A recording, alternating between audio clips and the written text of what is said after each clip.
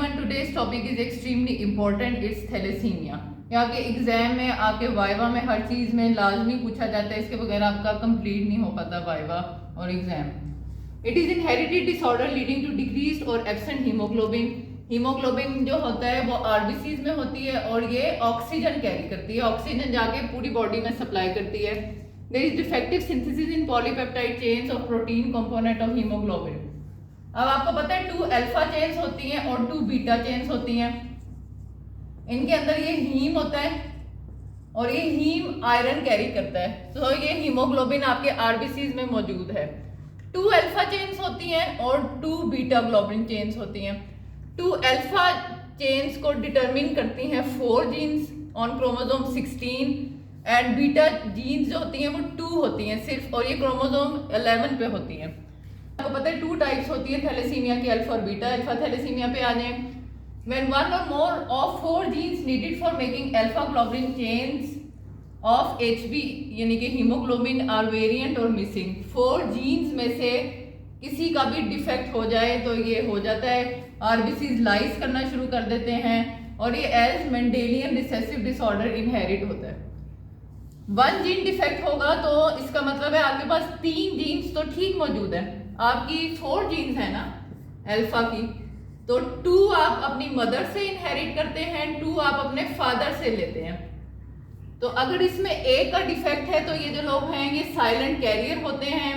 RBCs इनके में भी स्मॉलर हो सकते हैं और डिजीज ये पास कर सकते हैं नेक्स्ट जनरेशन में. इनको वैसे खुद भी नहीं पता होता कि ये कैरियर है क्योंकि इनको कोई सिम्टम्स नहीं होते और इसमें कोई ट्रीटमेंट नहीं रिक्वायर्ड होता. मोस्टली इन लोगों का हम डीएनए इवेल्युएशन करा देते हैं अगर हमें शक हो.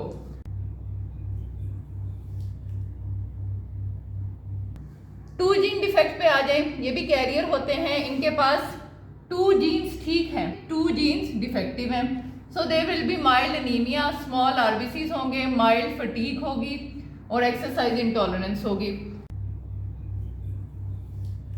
ट्रीटमेंट इनका यही है, सिम्टम्स के अकॉर्डिंगली हम करेंगे. 3 जीन डिफेक्ट पे आ जाए HPH डिजीज. अब देखिए इनकी सिर्फ एक जीन ठीक है, बाकी तीनों खराब हैं. मॉडरेट टू सीवियर एनीमिया होगा. मोस्टली इनको ट्रांसफ्यूजन्स करनी पड़ती हैं और जब फीवर या कोई मेडिसिन या कोई केमिकल्स लें तो इनके सिम्टम्स बहुत ज़्यादा वर्सन हो जाते हैं.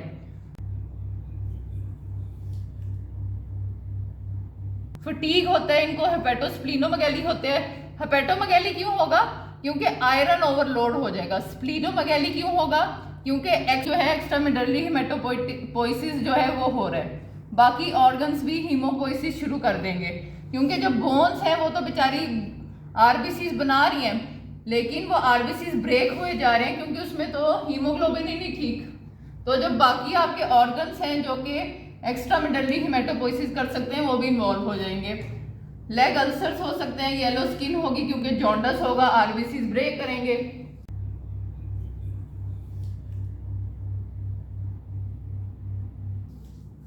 फोर जीन डिफेक्ट पे आ जाए.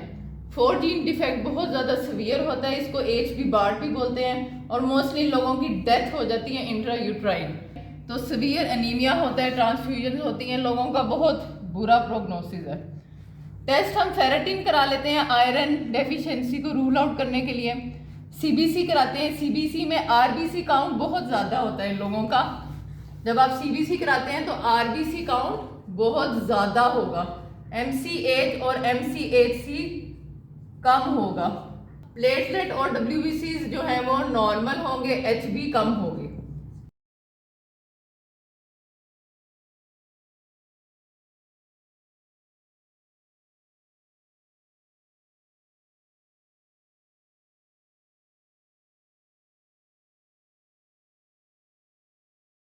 इलेक्ट्रोफोरेसिस कराएंगे. इसमें आपको HbF और HbA2 वो आपको दिखेगा, मिलेगा. उसकी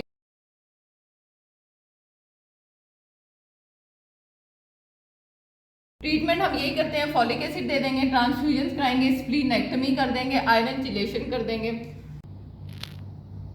beta thalassaemia is inherited defect of beta globin gene. 2 genes हैं, 1 या दोनों का डिफेक्ट हो जाना leading to defective haemoglobin synthesis and haemolysis. Body में हीमोलिसिस होगा. अब इसकी जो टाइप्स हैं उन पे आ जाए. माइनर ट्रेट, इसमें सिर्फ एक जीन का डिफेक्ट होता है। पर्सन इज कैरियर, वो कैरियर होता है, उसको वैसे पता नहीं चलता कि वो कैरियर है। माइल्ड एनीमिया होता है, स्मॉल आरबीसीज होते हैं, ये मोस्टली अनडायग्नोस्ड केस होते हैं। इंटरमीडिया पे आ जाए, it has mild anaemia, regular transfusion mostly इनको रिक्वायर्ड होते हैं। 2 जीन का डिफेक्ट होता है, 2 जीन्स हैं, दोनों ही खराब हैं, और माइल्ड टू सीवियर एनीमिया होता है।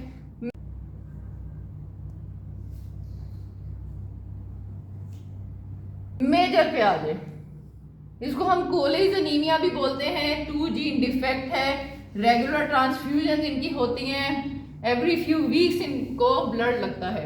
पेशेंट जो है इनकी लार्ज स्प्लीन होती है, जैसे मैंने आपको पहले बताया है। एक्स्ट्रामेडुलरी हेमेटोपोइसिस शुरू हो जाता है, प्रोट्रूडिंग एब्डोमेन होता है, फटीग होता है, पेल स्किन होता है क्योंकि आरबीसी लाइज कर रहे हैं, बोन डिफेक्ट होता है, स्लो ग्रोथ होती है इनका, डार्क यूरिन होता है, फ्रंटल बॉसिंग होती है क्योंकि बोन्स जो है वो मसलसल आरबीसी बना रही हैं, मैक्सिलरी प्रोमिनेंस होता है, हाइपर पिगमेंटेशन होता है। क्यों? क्योंकि आयरन ओवरलोड है, आयरन एक्यूमुलेट हो जाता है, डेपोजिशन हो जाती है आयरन की।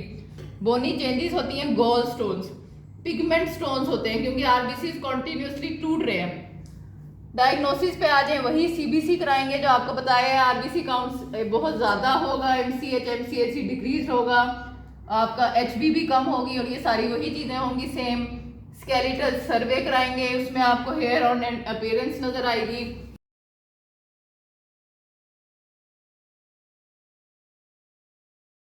इलेक्ट्रोफोरेसिस कराएंगे, उसमें HbF और A2 होगा। रेटिकुलोसाइट काउंट ज्यादा होगा क्योंकि बोन मसलसल आरबीसी बना रही है, उधर से वो ब्रेक हुए जा रहे हैं, उधर से वो फिर बना रही है। बोन मैरो स्टडीज करा सकते हैं।